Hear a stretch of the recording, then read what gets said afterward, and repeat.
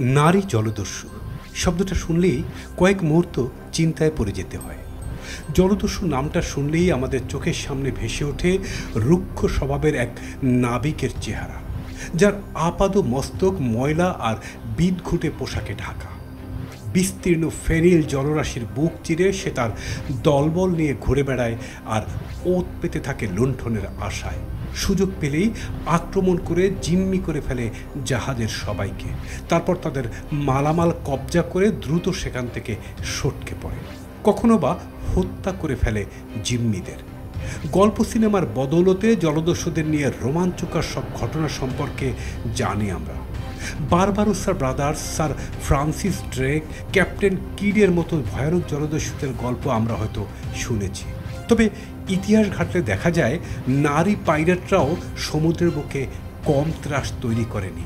আজকের এই ভিডিওতে এমন কয়েকজন নারী জলদস্যুর গল্পই তুলে ধরব। Welcome to my channel mystery of history.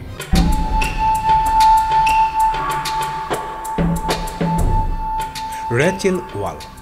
ঐতিহাসিকদের মতে র্যাচেল ওয়াল ছিলেন একমাত্র আমেরিকান নারী পাইরেট। পেনসিলভেনিয়ায় জন্ম নেওয়া র্যাচেল খুব অল্প বয়সে ঘর ছেড়েছিলেন। ঘর থেকে বেরিয়ে গিয়ে জর্জ ওয়াল নামক এক জেলেকে বিয়ে করেন তিনি। বিয়ে করার পর তারা বোস্টনে চলে আসেন এবং জীবিকা নির্বাহের তাগিদে একসময় অপরাধ জগতের সঙ্গে জড়িয়ে যান। তাদের পরিকল্পনা মতো 1781 সালে আরও কয়েকজনকে সঙ্গে নিয়ে একটি ছোট্ট বোট কেনেন।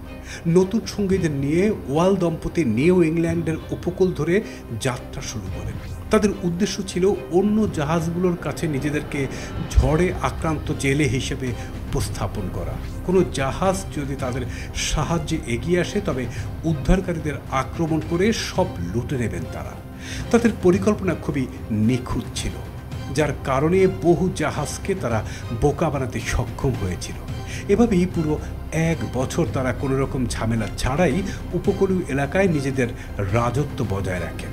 কেউই ওয়াল দম্পতির জলদস্যুতার পথে বাধা হয়ে না দাঁড়াতে পারলেও প্রকৃতি ঠিকই তাদের বাধা হয়ে দাঁড়ায়। 1782 সালে এক প্রবল সামুদ্রিক ঝড়ের কবলে পড়ে জর্জ সহ আরও কয়েকজন জলদস্যু মারা যায়। ভাগ্যগুণে র্যাচেল বেঁচে যান এবং জলদস্যুতার কাজ ছেড়ে দেন। রানী থিউটা। খ্রিস্টপূর্ব 231 সালে ইলিরিয়ার রাজা অ্যাগ্রনের মৃত্যু হলে তার সন্তানকে সিংহাসনে বসানো হয়, কিন্তু সন্তান প্রাপ্তবয়স্ক না হওয়ায় মা থিউটা শাসন কাজ পরিচালনার সুযোগ পান। ইলিরিয়ার আশেপাশের অঞ্চলগুলোর উপর প্রভাব বিস্তার করতে রানী থিউটা তৎপর ছিলেন, তবে প্রচলিত সামরিক অভিযানে না গিয়ে অভিনব এক কায়দা প্রয়োগ করেন তিনি। নিজের 4 বছরের শাসনামলে জলদস্যুতার মাধ্যমে আশেপাশের এলাকাগুলোকে অস্থিতিশীল করে তোলেন তিনি। রোমানদের বাণিজ্যিক জাহাজগুলো প্রতিনিয়ত থিউটার জলদস্যু বাহিনী দ্বারা আক্রান্ত হতে শুরু করে। একসময় অ্যাড্রিয়াটিক সাগর থেকে আয়োনিয়ান সাগর পর্যন্ত নিজের প্রভাব বলয় তৈরি করেন তিনি। এতে করে গ্রিস এবং ইতালির বাণিজ্যিক পথগুলো হুমকির মুখে পড়ে যায়। আর রানী থিউটার এরকম ক্ষমতাবান হওয়ার পিছনে সবচেয়ে বেশি অবদান আর্দিয়াই উপজাতির। ইতিপূর্বে তাদের সঙ্গে ইলিরিয়ার শীতল সম্পর্ক থাকলেও সেটা ঘুচে যায়। আর্দিয়াই উপজাতিকে জীবিকার সন্ধান দিয়ে রানী তাদের সঙ্গে সুসম্পর্ক তৈরি করেন। এদিকে রোমানরা নিজেদের ধৈর্য হারিয়ে ইলিরিয়ায় নিজেদের প্রতিনিধি দল পাঠায়। তাদের অবাক করে দিয়ে থিউটা জানান তার উপজাতি জলদস্যুতাকে বৈধ ব্যবসায়ের অংশ হিসাবে দেখছে। শান্তি আলোচনা নাগালের বাইরে চলে যায় তখন রোমানদের পাঠানো প্রতিনিধিদের বন্দী করা হয় এবং পরে হত্যা করা হয়। থিউটার কাছ থেকে এমন জবাব পেয়ে রোমান বাহিনী দফায় দফায় ইলিরিয়া আক্রমণ করে। 2 বছরের সামরিক অভিযানের পর থিউটা হার মানতে বাধ্য হন। নিজের সিংহাসন ছেড়ে দেওয়া এবং আর্দিয়াই উপজাতির রোমানদের বার্ষিক কর দেওয়ার শর্তে রোমানরা সামরিক অভিযান সমাপ্ত ঘোষণা করে। পরবর্তী সময়ে রানী থিউটা আবার নিজের বাহিনী সংগঠিত করতে চাইলে সফল হন। গ্রেস ওমালে।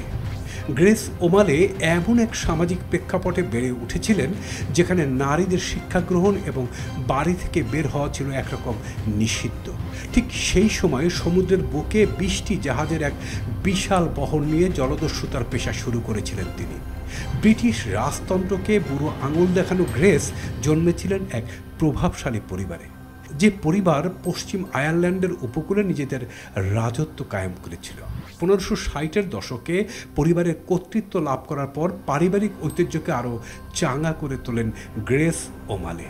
ইংরেজ ও স্প্যানিশ বাণিজ্যিক জাহাজগুলোতে লুণ্ঠন চালানোই ছিল তার বাহিনীর প্রধান মিশন। তাছাড়া প্রতিদ্বন্দ্বী পক্ষের সর্দারদের আক্রমণের পারিবারিক ঐতিহ্য ধরে রেখেছিলেন গ্রেস। সমুদ্রে তার অভিযান এবং শেষে পালানোর গল্পগুলো নিয়েও অনেক কিংবদন্তি তৈরি হয়েছে। এরকম কথাও প্রচলিত আছে যে সন্তান প্রসবের পরদিনই নাকি আবার অভিযানে বেরিয়েছিলেন এই নারী জলদস্যু। 1574 সালে ব্রিটিশ রাজপরিবারের সামরিক বাহিনী প্রেস ওমালের বিরুদ্ধে সমুদ্রে অভিযান পরিচালনা করে। এই অভিযানে গ্রেস ধরা পড়লে তাকে 18 মাসের জন্য জেলে যেতে হয়। জেল থেকে মুক্তি পাওয়ার পর গ্রেস আবার নিজের পুরনো পেশায় ফিরে যান। তার জলদস্যু বাহিনীকে রুখতে এবার ব্রিটিশরা বড় নৌবহর প্রেরণ করে। সামুদ্রিক অভিযান শেষে গ্রেস ওমালে এবং তার সন্তানদের বন্দী করা হয়। গ্রেস রানী এলিজাবেথের কাছে মুক্তির আবেদন করেন। তাকে এবং তার সন্তানদের পরবর্তীতে মুক্তি দেওয়া হয়, তবে শর্ত ছিল তারা আর কখনো জলদস্যুতার সঙ্গে নিজেদের জড়াবে না। কিন্তু চুক্তির শর্ত ভঙ্গ করে তারা আবার সমুদ্রে নেমেছিলেন। 1603 সালে মৃত্যুর আগ পর্যন্ত সমুদ্রে নিজের অপকর্ম চালু রেখেছিলেন গ্রেস ওমালে। চ্যাং সাও। জলদস্যুতার ইতিহাসে ভয়ঙ্কর এক নারীর নাম চ্যাং সাও। অল্প বয়সেই জলদস্যুদের দ্বারা অপহৃত হন তিনি। পরবর্তীতে 1801 সালে দুর্ধর্ষ চীনা পাইরেট চ্যাংকে বিয়ে করেন। দুজনে মিলে নিজেদের আরও শক্তিশালী জলদস্যু বাহিনীতে রূপান্তর করেন। তাদের শখানেক জাহাজ, আরও 50,000-এর বেশি লোকবল ছিল, যারা মূলত দক্ষিণ চীন সাগরে মাছ ধরার নৌকা এবং পণ্যবাহী জাহাজগুলোতে আক্রমণ করত। সেই সঙ্গে উপকূলবর্তী গ্রামগুলো তাদের হাত থেকে রেহাই পায়নি। 1807 সালে স্বামীর মৃত্যুর পর বিশাল এই বাহিনীর দায়িত্ব এসে পড়ে শাও এর উপর। নিজের বিশ্বস্ত সহযোগী চ্যাং পাওকে সঙ্গে নিয়ে তিনি দক্ষিণ পূর্ব এশিয়ার দিকে নজর দেন। পরের কয়েক বছর এই অঞ্চলে লুটপাট চালায় তার বাহিনী। ফলে এইসব অঞ্চলের নৌবাহিনীগুলোর সহজ লক্ষ্যবিন্দুতে পরিণত হন চ্যাং সাও। নিজ বাহিনীর অভ্যন্তরে শৃঙ্খলা রক্ষার ব্যাপারে কঠোর ছিলেন এই নারী। তাই কোনো বন্দী নারীকে ধর্ষণের শাস্তি হতো মৃত্যুদণ্ড। নিজ বাহিনীতে শৃঙ্খলা আর শত্রুদের প্রতি অমানবিক হওয়ার কারণেই এই অঞ্চলের পরাশক্তিতে পরিণত হয় তার বাহিনী, যা চীনাদের মাথা ব্যথার কারণ হয়ে দাঁড়ায়। 1810 সালে ব্রিটিশ এবং পর্তুগিজ নৌবাহিনী যৌথভাবে চ্যাং সাওয়ের বাহিনীর বিরুদ্ধে নৌ অভিযান শুরু করে। ফলে চ্যাং একসময় আত্মসমর্পণ করতে বাধ্য হন। আত্মসমর্পণ করলেও নিজের অবৈধ সম্পদ ছেড়ে দিতে রাজি ছিলেন না তিনি। ফলে সেগুলো হেফাজতে রেখেই তাদের জাহাজগুলো ডুবিয়ে দেওয়া হয়। জ্যানি ডি ক্লিসন। জ্যানি ডি ক্লিসনের গল্পটা অন্য সবার চেয়ে একটু আলাদা। জলদস্যুতার পথে পা বাড়ানোর মতো কোনো পরিবেশে বড় হননি তিনি, কিন্তু নিয়তি তাকে বাধ্য করেছে প্রতিশোধ নিতে। তৃতীয় অলিভার ডি ক্লিসনের স্ত্রী ছিলেন জ্যানি। তাদের 5টি সন্তানও ছিল। সব মিলিয়ে ফ্রান্সের ব্রিটানির সম্ভ্রান্ত নারীর তকমা জুটেছিল তার। কিন্তু ইংল্যান্ড আর ফ্রান্সের মধ্যকার স্থলযুদ্ধ শুরু হলে বিশ্বাসঘাতকতার অভিযোগে স্বামী অলিভারকে মৃত্যুদণ্ড দেন ফ্রান্সের রাজা ষষ্ঠ ফিলিপ। স্বামী হত্যার প্রতিশোধ দিতে বদ্ধপরিকর ছিলেন জ্যানি। তাই নিজের সকল সম্পত্তি বিক্রি করে 3টি যুদ্ধ জাহাজ তৈরি করেন এবং একটি বাহিনী গঠন করেন, যে বাহিনীর নামকরণ করেন ব্ল্যাক ফ্লিট। তার সবগুলো জাহাজই কালো রঙের ছিল, যাদের পালগুলো রক্তলাল কাপড় দিয়ে তৈরি। 1343 থেকে 1356 সাল পর্যন্ত ইংলিশ চ্যানেল জুড়ে রাজত্ব গড়ে তোলেন জ্যানি ডি ক্লিসন। এই পথে চলাচল করা রাজা ফিলিপের সকল জাহাজ একে একে ডুবিয়ে দিতে শুরু করে তার বাহিনী। তাদের মালামালগুলো সাগরে ফেলে দেওয়া হয়। সেই সঙ্গে নৌ ভ্রমণে বের হওয়া সকল ধনীদেরও শিরচ্ছেদ করা হতো। রাজা ফিলিপের বাহিনী বারবার জ্যানি ডি ক্লিসনের বাহিনীকে তাড়া করলেও দমাতে সক্ষম হয়নি। একসময় নিজের প্রতিশোধ পূরণ হয়েছে ধরে নিয়ে ক্ষান্ত দেন তিনি। তখন থেকে ডি ক্যাসেল নিয়ে নানা কিংবদন্তি ডালপালা মেলতে শুরু করে।